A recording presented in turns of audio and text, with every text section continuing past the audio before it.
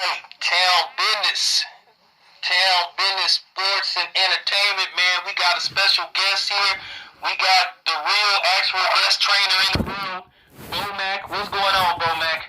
What's going on, baby? How you doing? Oh, man, good, man. Thanks for coming on, man. Appreciate you tapping in, man. Really appreciate it. Yes, sir. All right, bro. So how's training going with Maurice Hooker and Heron? Man, training is going damn good, man. You know what I'm saying? It's going damn good for Jamel. Like I was saying before, we just keeping him sharp. Trying to, sharpen those edges up, the spears up, so when we get in there, we can be able to stab, wrap him in his heart. You know what I'm saying? For Maurice Hooker, he's been in camp for a minute, but we still trying to break him down, so we can build him back up. But I mean, he's handling it, and Jamel's on course. Man, we're doing good. We're doing pretty fucking good. Right now, those guys in the house, man, I guess they're watching the ESPN fights. Oh, okay. Yeah. So Bomac, I wanted to ask you a question because I'd rather hear from you than anybody else. So how's negotiations going with the Sean Porter fight? Because I heard a rumor that he turned down $2 million thus far to take the fight. And I want to know straight from you. I'm tired of hearing these rumor shit. I'd rather hear it straight from you because you got an idea of what's going on. Because after all, you the manager and the trainer. So how's negotiations going for the Sean Porter fight? Okay, man. I'm gonna be totally honest with you, man. I know that Top Rank was making Sean Porter offer, and I don't know how much they was going to offer him.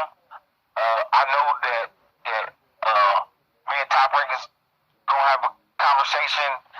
We were supposed to have it today or yesterday, and then today, and then maybe tomorrow. And so I'll get the logistics of the offer that they offered him, and I know what type of money that company is working with. I can't say it's true, but when the rumors come out, me knowing what I know, that probably is true. You know what I'm saying? Because I believe they gave Kell Brook $2 million. Okay. It's not the fight Terrence. Mm-hmm. So, but I can't say it's true until actually I talked to those guys over at Top Rank. Okay, so basically it's still going. So right. Okay, so let me ask you something, Bomac. What are the ideal locations that you guys are looking at have this fight take place at, and will it be live spectators? Because I would like for it to have live spectators because I want to be there one way or another. So what I do when once we get back to the table and just think if they get Sean Porter on board, what I do is before I go back to Top Rank, me and Terrence have our conversation about the things that we need as the things that we need as a fighter going into the next fight. So most likely a live gate is going to be mandatory. Okay. You know what I'm saying? Because we want to maximize the dollar amount for both fighters. Okay. That's very understandable. So what's your ideal location, Bomac? Where does Bomac and Bud would like for this fight to take place with live spectators? What, Vegas, Texas, Georgia, Florida? I'm friends with the guys. I'm friends with the board, the government board in Omaha, and the commissioner in Omaha. So being that we're the A side, and what I'll do is get with the health department to make sure that we can have a capacity there by the time this fight is going to take place. Because I'm thinking they're probably looking at in April, maybe May, somewhere around there, taking place around that time. So what I would do in my power is to do everything I could do for Omaha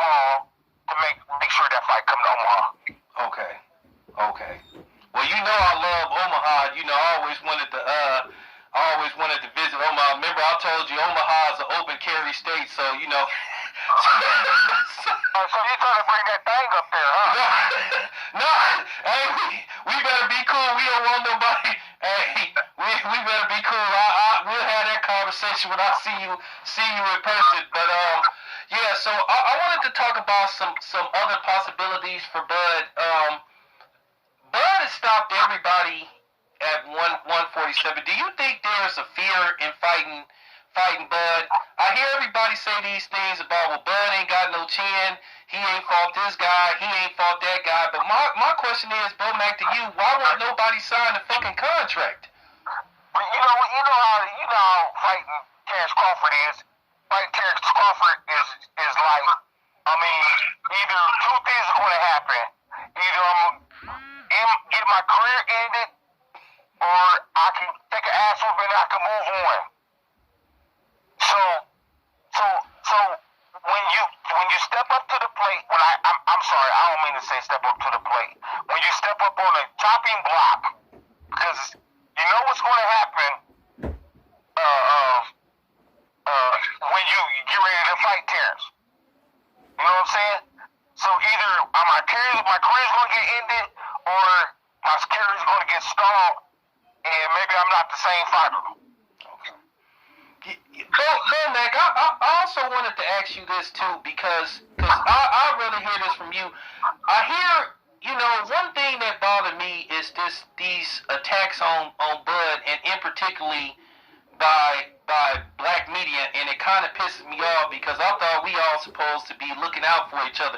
But I want to ask you, how do you feel when people say Bud need to fight this guy, Bud need to fight that guy? Now remember when I saw you in LA, and people was begging y'all to fight Kell Brook, saying, well, Kell Brook would be a real test. Then you fight Kell Brook, and you beat him, and you do a better job than EJ, and you know what I'm saying. And then they push the goalpost back and say, oh well, Kell Brook was washed up. So, it's just like one of my favorite football players.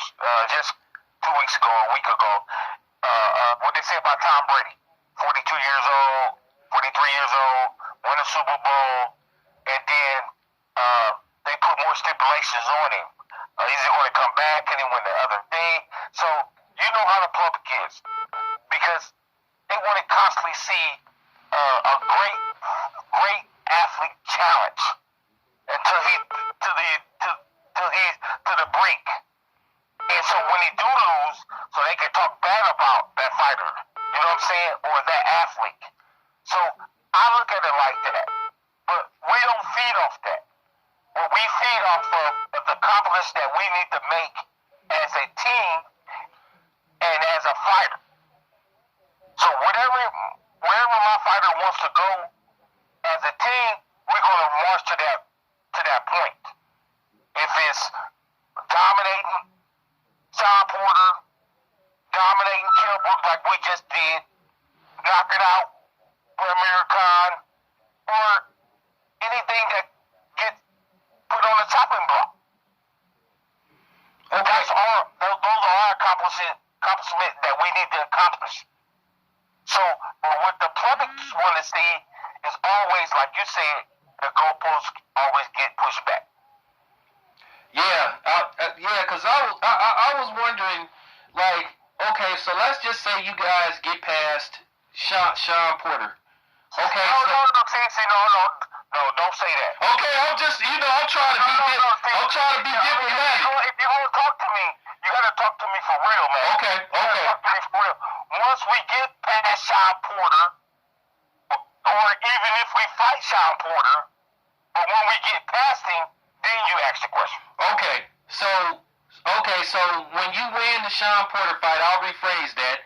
After we win the Sean. Okay, after you win the Sean Porter fight. Okay, all right. Okay.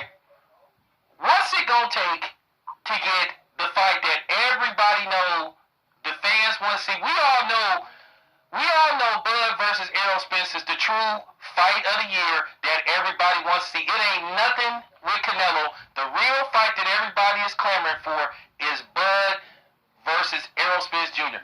What hurdles that we got to go through to get that fight? Because I heard that they've been hollering these ridiculous offers from 80-20 to 70-30, and I feel like this. Bud is an undefeated fighter. Errol Spence is an undefeated fighter. Why can't some common ground be made to where both of y'all get a fair shake of the money? Okay, so I'm answering that question in an honest and fair way to both fighters and to both camps. There's never been no negotiations going between the two fighters. There's never been nobody sat down to the table. Now the promoters might have talked back and forth, but as far as Team Spence and Team Crawford, you know what I'm saying? There's nobody never sat down, because at the end of the day, both fighters got to agree upon the fight. You know what I'm saying?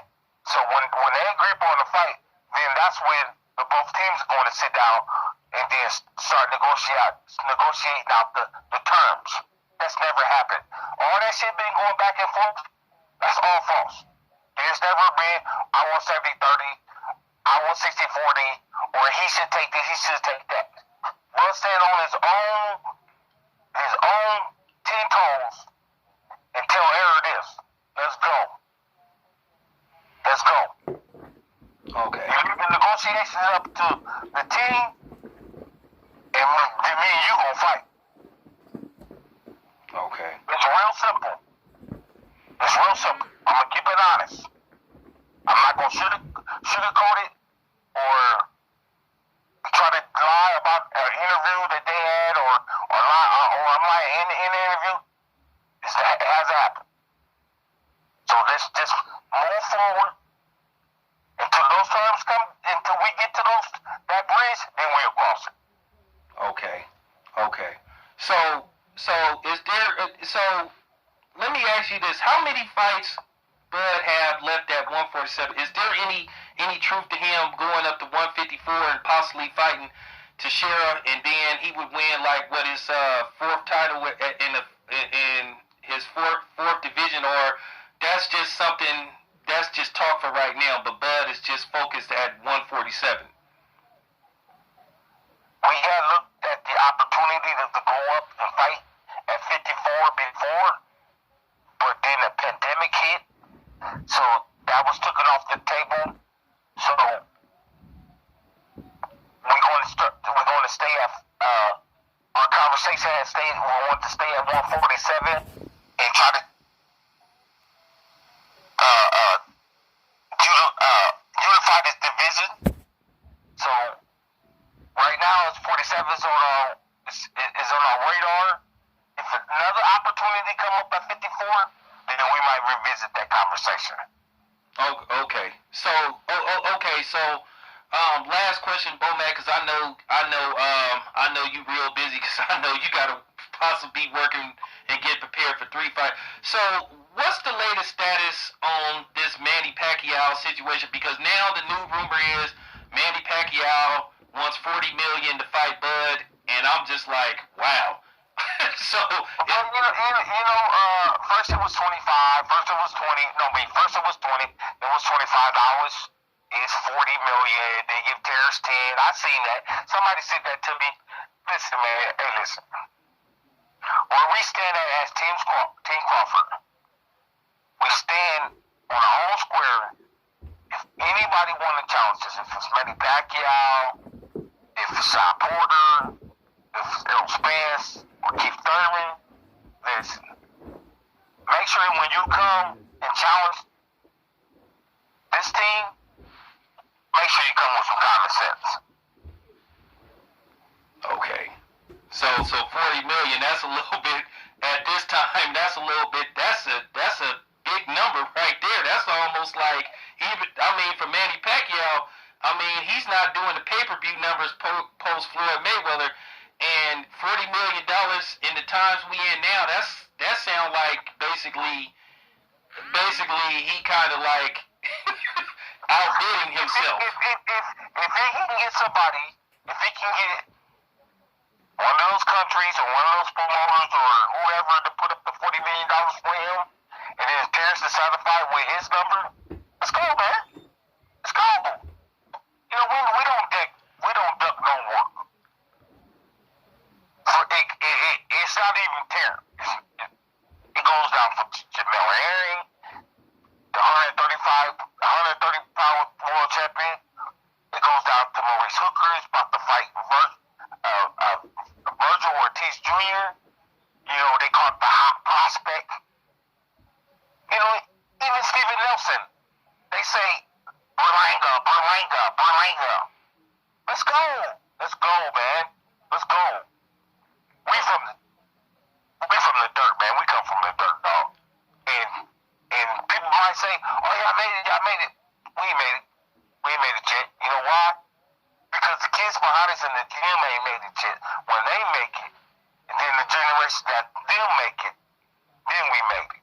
So we always gonna keep grinding every day from the dirt, same gym, until we get to that point to where we can relax. Okay. It's real simple. Okay. Well, Bomac, I thank you for coming on here, man. So when can we see Maurice Hooker versus Ortiz, and when can we see Herring versus Frampton, and what will be the outcome for both fights? Well, matter of fact, we leave, I believe it's a week from the day, or yesterday. We leave next week to go over to London to defend Jamel Herring's title. He's going to dominate him. Just like the kid did tonight to Warrington. He's going to dominate him. You see the same fashion. You know, Jamel Herring is not no face fighter. You know what I'm saying? Going there, rock him, sock him, cowboy. You know, box the shit out of him, and then we probably go stop him in the later rounds. Okay. That's how I work, man. That's how I work. Now, not just me, but my team. That's how we work. Same thing for Maurice Hooker fight May 20th. No, March 20th. I'm looking for the same thing. Box the shit out of him. Stop him in the later rounds. Now, Virgil Ortiz is a tougher kid. Got a good trainer. They got a good team over there. And we're just looking to get the win from him. But if the knockout don't come, definitely we in shape